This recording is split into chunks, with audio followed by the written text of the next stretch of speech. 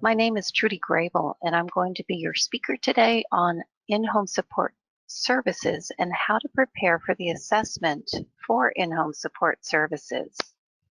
I am a longtime employee at Parents Helping Parents, and I also have a daughter who uses in-home support services.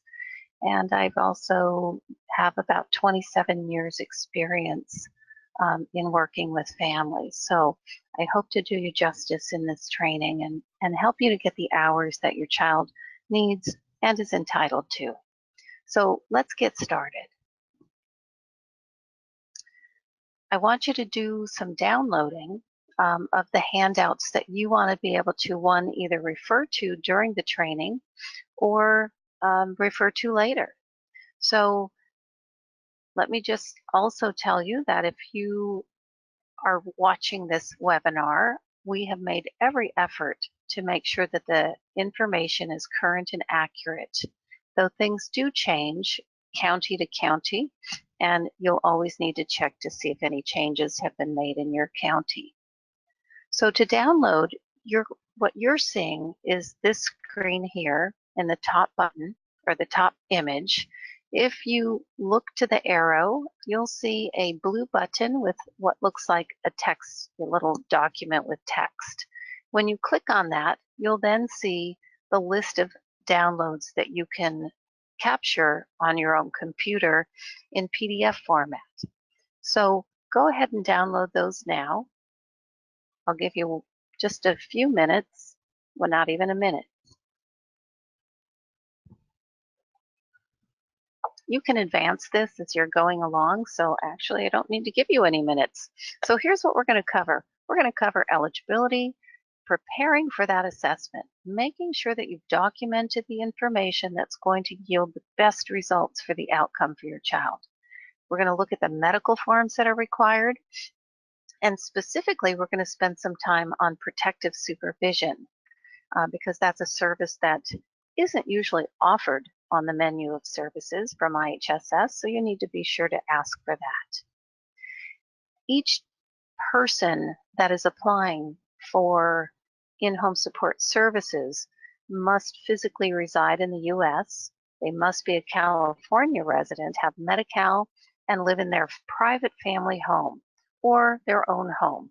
So people who are living in residential care are not going to be eligible for in-home support services.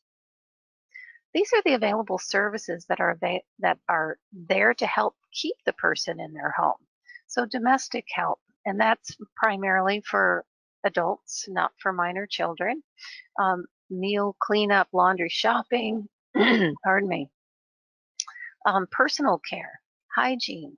Can they get themselves to the toilet? Can they wipe after themselves? Can they wash their own face and do their own hair? What about toenail clippings? Do you have to clip their toenails? And they're 25. So most 25-year-olds are not letting their mother, father, or care provider clip their toenails unless they're at a pedicure. What about accompaniment to the doctor? Do they have appointments that require you to wait for them? And then there's paramedical, and paramedical is something that's typically prescribed by a physician or a therapist, and they include things like, dressing wounds, caring for a G-tube, suctioning, and so on. We'll get more into that later. And then protective supervision, which is just what it sounds like. It's helping to keep someone safe. This program was originally designed for seniors, and so a lot of the language used by in-home support services you might say, how does this apply to a 3-year-old? But that's why. So activities of daily living. There's going to be a lot of reference to that in this workshop, so I want to make sure that you understand what it is. And so here's a list, and you have this in your handout, so I'm not going to go through it all. The link below actually takes you to a wonderful document which will supplement what we're talking about today. So I encourage you to go to that list and review that or download it and make the most of it. So the more information you have about how to prepare for this process, the better.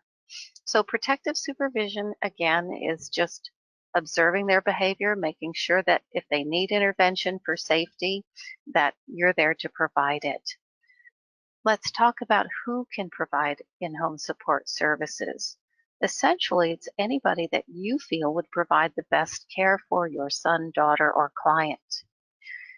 They can be parents, neighbors, cousins, and they can even be a sibling who's eligible to work. You can also work with the public authority through Santa Clara County to identify providers who may be available to work with your child. You'll want to surely provide training and support to whomever you're bringing into your child's or client's home in order that they do the best job possible and that they're person-centered and providing a support that really works for the individual. You're also responsible for hiring and firing that person, supervising.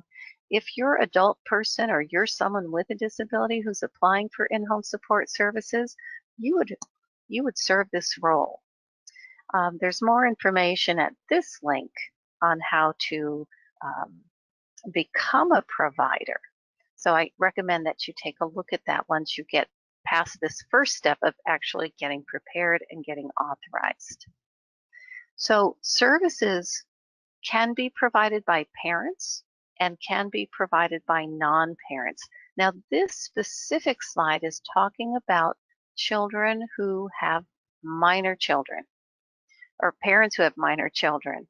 So if you are working out of the house, you're going to school, or you're at a training, then you can bring someone in to provide that service to your child. And you can read it. I'm not going to read every slide to you and bore you to death.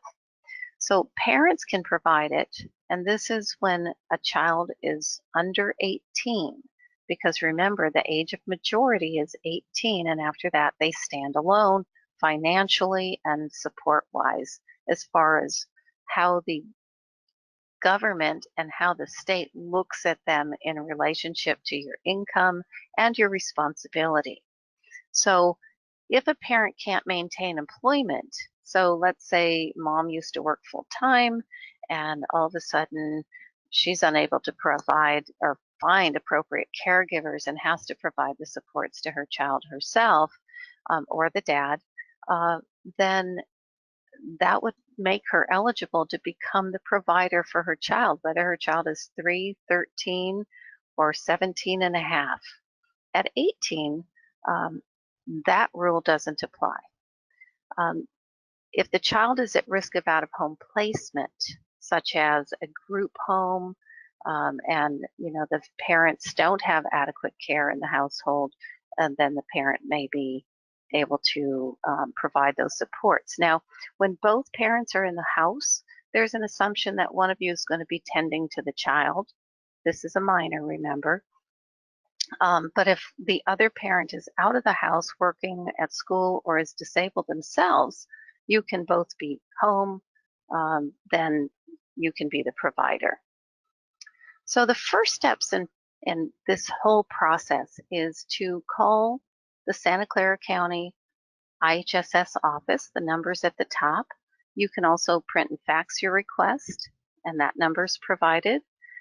If you are intending to ask for protective supervision, be sure to include that in your conversation or into your request.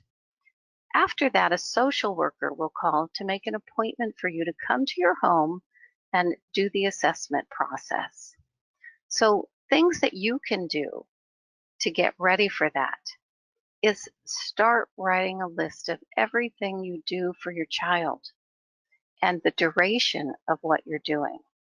For those of us who have children with special needs, we've been doing this all their life, and so it seems normal, even though, if you had a child, I'll tell you my daughter's 33 and I still have to help her with her hair. I have to help her make sure her oral care is done. Some of it's just prompting, some of it's hands-on. And so I have I have two other daughters who are older who don't require that kind of care anymore. And so those are things that you want to start recording. So don't try to guess about this because I'm sure that you will underestimate what it is that you're doing generally because we're so used to doing it. The other thing that you want to start recording are incidents that have happened that put your child at risk of injury or safety issues. What would have happened if you hadn't been there to prevent it? So let me give you an example. Crossing the street. So if you have a son or a daughter or a client who really doesn't look for cars, and you say, let's stop, let's look for cars, and they're just looking back and forth, even though they're not looking for cars, and or they might just wander into the street, that would be an example of a posed risk for their safety. So you would write that down. At every time we're at a stop to cross the street, I have to actually hold that person's hand and we cross together. I have to make sure that it's safe to cross because my client or my child would just walk out into the street and doesn't understand that it's a danger to them. So here's what happens with the assessments. They're going to come to your house. They are going to want to talk to your child. They will do an assessment of time for task. And then if protective supervision is being requested, you must initiate that and tell them that you are asking for that or it may be overlooked. And you also want to have your documentation. A little bit about them wanting to talk to your child. They may ask your child things like, what do you do in an emergency? And your child might respond with, call 911. And they will probably note that this person knows what to do in an emergency. However, if they don't understand what an emergency is, then it doesn't really apply that this person does understand. So you'll want to ask your child to define what's an emergency and see what the response is. And so, they may ask questions that you need to further dive into with helping them understand your child's definition of an emergency. It might be, I really need a Coke today. That's an emergency for me. So we really want to make sure that what they're recording is actually truly reflective of their competence. One of the things that we like to suggest is that if you can find another person to come and entertain your child for an hour, that once you have had the opportunity for the social worker to meet your son or daughter or your client, that they take them in another room to watch a show or take them for a walk or whatever. Just get them out of the room if possible, because you're going to be talking about their hygiene and their inability to do things for themselves, and it's not a good emotional boost for them. And so we want to make sure that we're maintaining their dignity in this process, as well as getting the hours that are necessary to keep them at home. So that's just a suggestion, and I'll leave that up to you. There's something called the functional index scale, and this is what it looks like. And as you can see, one is I can do it all by myself. I don't need any prompting. I don't need any help, and I can accomplish it. And then as you go down, there's different kinds of support that the person might need, up into number 5 who cannot perform. So for instance, somebody with a developmental disability who cannot cook for themselves because they're unaware of safety and health, that would be a 5. So we want to make sure that when we're recording the information about how we're helping our child, we're indicating, did I do it for them because they can't? Did I just have to remind or walk them through the process? Did they need a little bit of hands-on help, and so on? You kind of get the idea, I hope. So these slides go into more detail about each one of those functional index rankings. So you can look at that and, really decide if you think your child needs total help or a different kind where they're just being prompted. Now there's a number 6, and that's a paramedical service. So if you're doing, as we talked about earlier, maybe some G-tube care or suctioning, then that would be something that is totally required and it falls into a different category. And you'll notice this italicized text here. Laundry only uses ranks 1, 4, and 5. So just an FYI.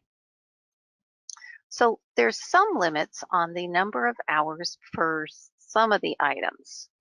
So for domestic help, we're talking 18 and older, so people who don't know how to make their bed or don't see the importance of it or change their sheets or vacuum and dust and things, maybe they're not safe with chemicals.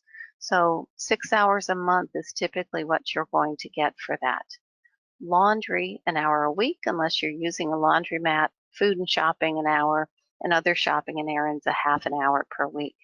Now, if your child requires extra laundry because of their disability or because of their hygiene or because of their, they're just need it, then you would be able to ask for an increase in those hours.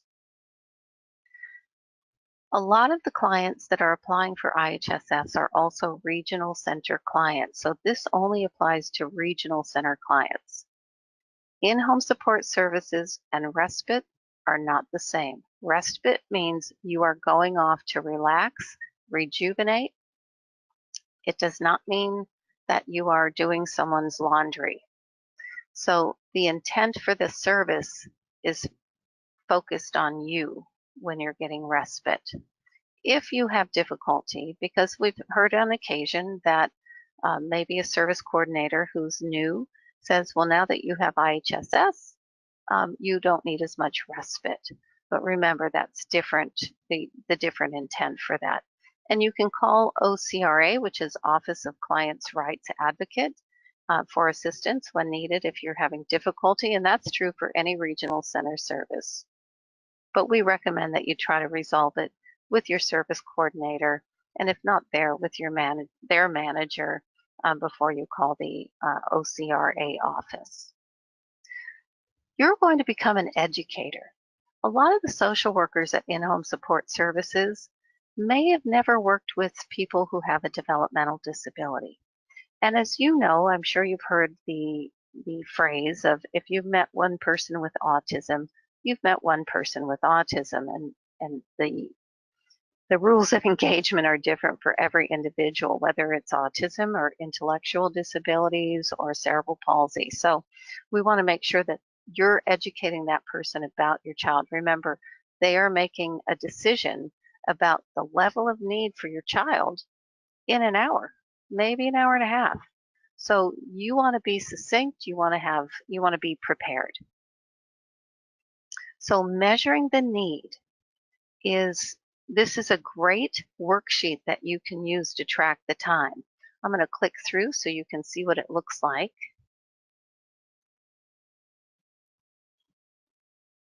And here is an IHSS Fair Hearing and Self-Assessment Packet.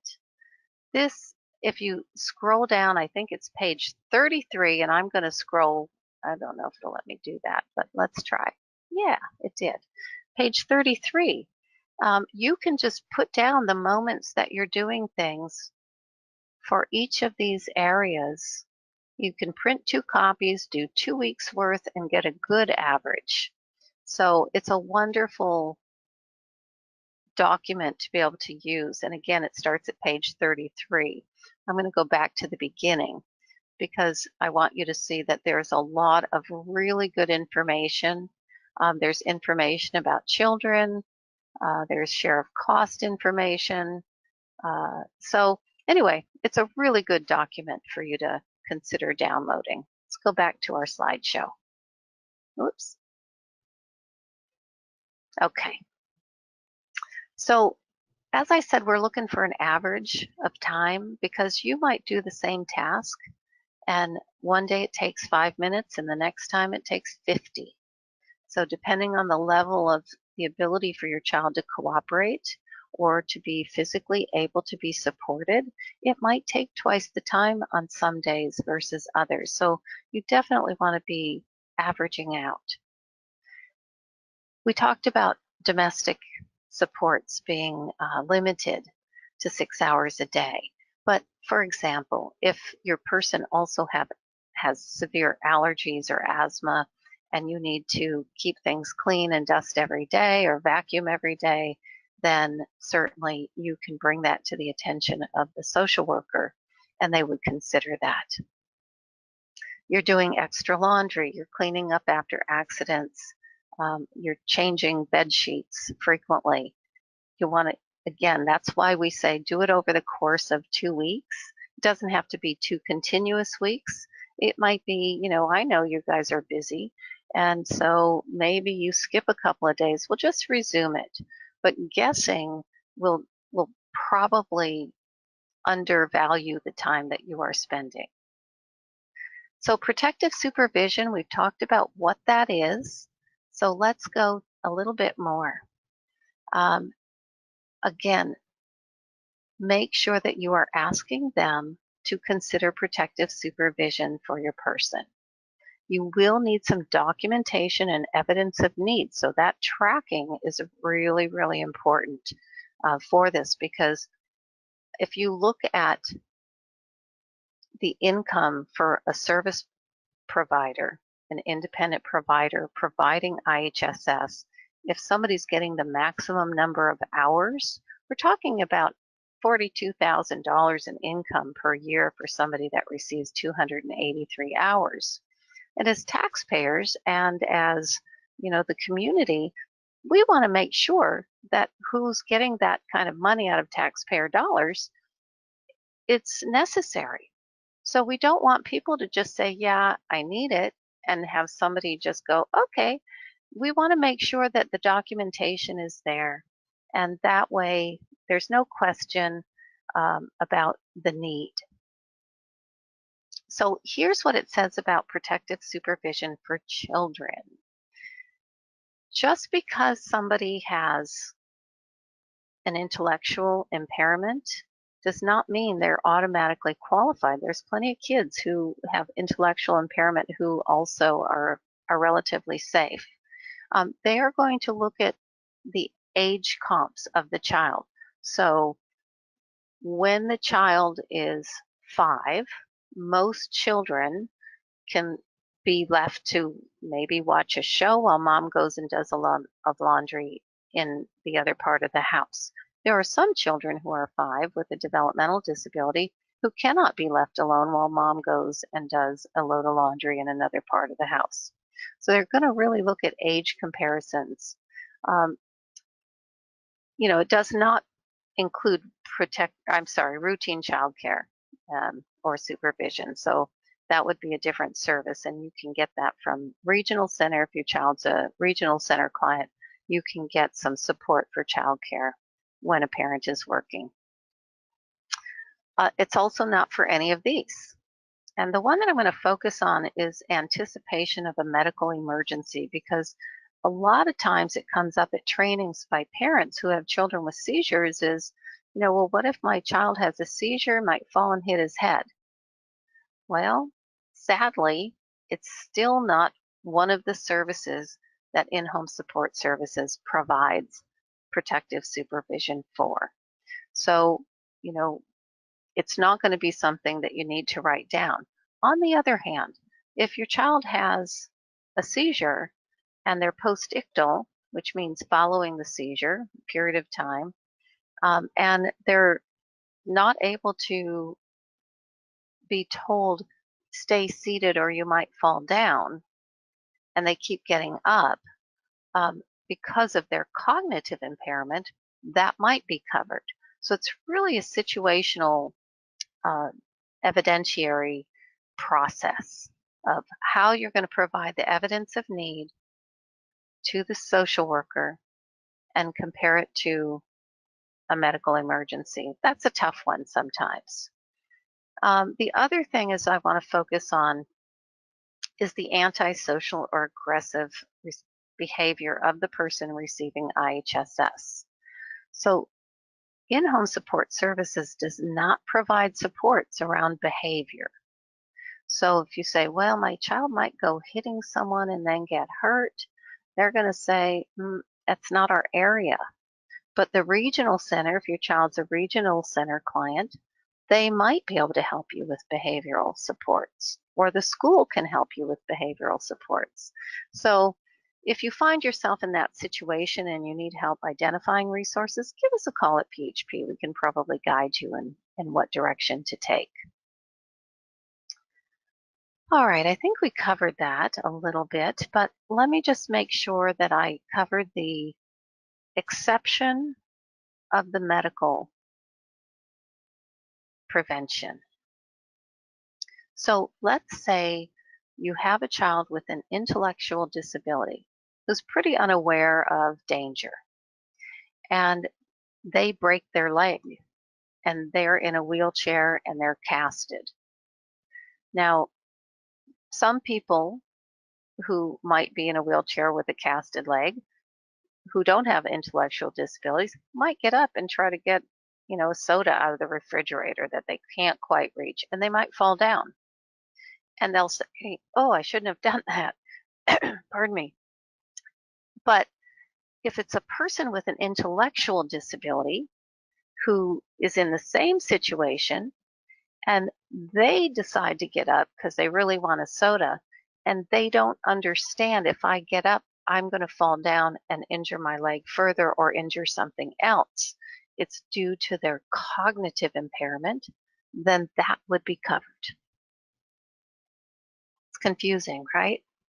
All right, so 24/7 coverage, what does that mean? It means that somebody has a high level of need, a high level of activities of daily living supports, and protective supervision. So they don't provide 24/7 coverage through in-home support services, but you will tell them outside of those maximum number of hours that your child receives, how is that person going to be covered 24 hours a day for their safety and health? So you'll be able to write an explanation on a form that tells them, my child's at school from this time to that time. After school, I pick them up and we go have dinner and we, whatever it is that you do. On the weekends, they're always with a family member. So you can kind of scope that out, maybe scratch, do some chicken scratches to make sure that you have that. So it's not as intimidating. It's really not as complicated as it sounds. So don't let that intimidate you. Some people ask about why are children and adults prone to injury. And this is a nice list. So this might help stimulate some of your thoughts of what it is that your child needs supports with and how to keep them safe and kind of reduce the risk for them. We may get the maximum number of IHSS hours, but does that mean they're going to have a lifetime of injury-free situation? Probably not, because everybody has accidents, and even the most attentive provider sometimes misses something. So the high pain tolerance is important. So people who have a high pain tolerance will get into a very hot shower, and before you know it, they've been scalded. And so that's kind of, if you aren't sure what that means, that's kind of what that means. So it might be somebody who you have to tend to while in the shower constantly, because they may change the regulator on the temperature and end up being scalded. So here's some other examples of what could happen if this person was left alone, or maybe it has happened as your child ages, or you get, they have more opportunity of risk. And so these are just some things for you to think about.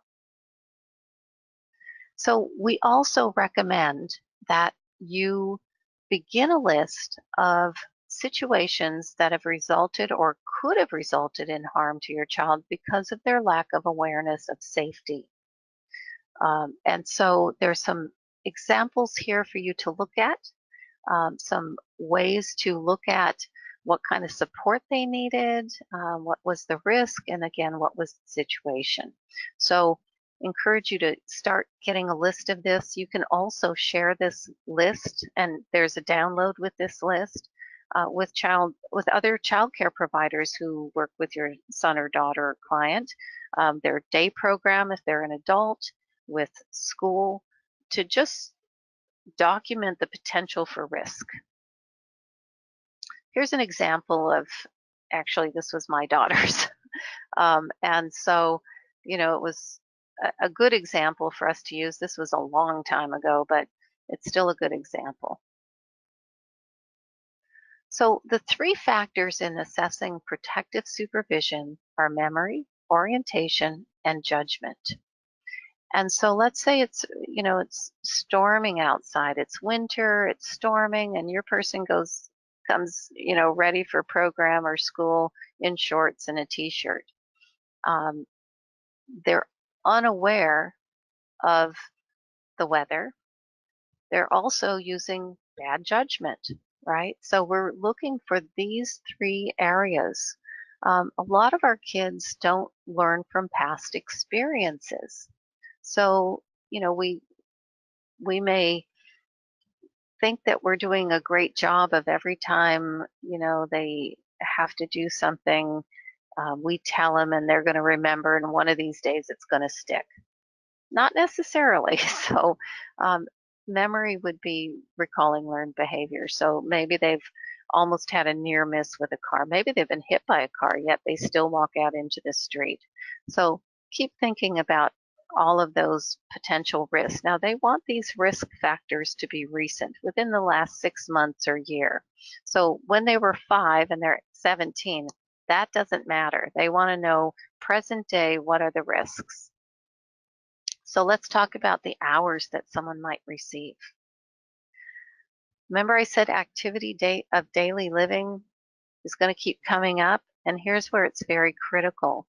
So both the list of potential risks and the activities of daily living are critical in your documentation, because if your person has less than 20 hours of activities of daily living supports, and that was things like bathing and grooming and food preparation and all of that stuff. If they have less than 20 hours, the maximum number of hours that they will receive from IHSS is 195, and they are considered non-severe. For 20 plus hours a week, they would receive up to 283 hours a month. So just a reminder of the activities of daily living. Now let's talk about the forms. I mentioned that we were going to go over the forms. This first form, SOC 873, is the first form that you're going to receive from them to have filled out. And it's a 2-page document. They're going to send this to your doctor, or they're going to ask you to. I'm going to actually go show you how to find this later. So if I do SOC, I think it was 873, and I go to find that form on the website, let's just, 873. Application form PDF. And here it is. And this looks different than what I'm used to. Maybe this is the application for IHSS. Let's go back. That's not the one we want. Here's IHSS program forms, and here's 873. And the nice thing about finding it online is you can fill it out right here. So you can fill this out, print it, provide it to the physician, and it is a really nice, clean way to provide this information. Let's go back to our slideshow. This is the other form, and this form is very important in the process of determining the need for protective supervision. So I'm going to just focus on this for a minute. They're going to ask for the patient's last date seen by the physician, length of time, prognosis for disability, here's the conditions, and then they're going to ask, remember those three areas, memory, orientation, and judgment. And at what level of impairment does this person function? So they will check a box, and they also request that there be some examples in here. And typically these are not things that we talk to our doctors about very often. We take them when they have a cold, we take them, when it's time for a physical, but these things typically don't come up a lot. And unless the person is spending a lot of time at the doctor's office, the physician may be unaware. So we recommend that you provide examples for the doctor so that they can fill this form out in a way that really is going to reflect the need of the person that is being requested protective supervision for. And you can find this form the same way. Go to your browser, and I think it's 820. If I can type right. And I'm just changing the number because it should come right up. Oh, oops, 821. So I'm just going to change that 0 to a 1, and there's the form. And you can fill this out as an example for the doctor, what you believe to be true, maybe provide the same documentation that you prepared about risk of injury for the social worker. It wouldn't be a bad idea to have that as a part of the medical documentation so that when you apply for SSI or other benefits, it's already in the medical record. So this form is a one-page form. Now, what I like to suggest people do is before you have the assessment, get this form to the doctor, have them fill it out. I usually have their office call me when it's ready, and I go pick it up because I don't want it to get lost in the sea of mail that's, arriving at the IHSS Center Road office. So I usually go pick it up. I make a copy. I keep a copy for my own records, and I provide the other copy to the social worker. This is the 24-day coverage plan. Remember I talked about that earlier. Now you're going to fill out the top part, or your social worker is going to fill it out. You're going to list the other providers that take care of the person. And then you're going to describe how this coverage is being provided to keep this person safe 24/7. And so it's pretty simple. A notice of action will be sent to you after the assessment. They may even call you and say, okay, here's what we determined. But this is what the notice of action looks like on the right. You're going to get that. You may or may not agree with everything they have on it. At the bottom, it will say total minutes of service you can get per month. Total hours, and that will be 283 hours in this document. But if you look at the left side, it tells you where they're applying those hours and minutes to. And if there's any changes, they show up over here. And sometimes there are changes. If you're being reassessed and you see a significant reduction, it's possible that there was a data entry error, and you should ask the service or the social worker to recheck the numbers and make sure that was entered properly. That just happened to me this year with my daughter's application. And so he found that he was putting it in for a day instead of a month, or a month instead of a day. I don't know. Anyway, we got it corrected, and I was pleased that he took care of that. So if you have questions about these documents, it's best to communicate with the service or the social worker directly. So let's talk about your child gets approved. Now you need to hire people to help support your child with those hours.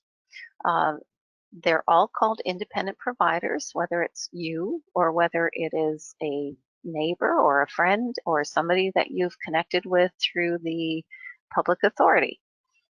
Independent providers get $13 an hour in Santa Clara County. We're one of the highest paid counties in the state.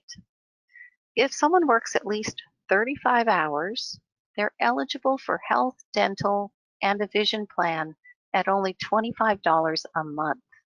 And it's wonderful coverage through Valley Health Plan. They get a free Clipper card, which means you can ride VTA for free. They may become union members. It's now $40 a month, but it provides you to access to discounts and other benefits. You can look at the union benefits page once you get that information. And they also provide free training. So they provide CPR, first aid, transferring, all kinds of really good opportunities that are free for the IP to attend and in multiple languages, but they do not pay you to attend those trainings. There's an overview of IHSS, a statewide listing of IHSS offices. If you're not in San Jose area in the Santa Clara County, you'll check that list for your local place. I mentioned the public authority a couple of times, and that is kind of the employer of record for independent providers, even though they're considered independent consultants. So if we go to this page, let's just do that. You will see provider enrollment, the training opportunities, the registry, provider benefits, and the advisory board. So it's a very useful link to bookmark for the future. And so we encourage you to take a peek at that. If you need supports, if you've been totally denied and you really think you have a case, Disability Rights California may represent you. The whole page for IHSS for the county is here. There's a mental health advocacy project. If you have somebody who has mental health support needs and you need help around that.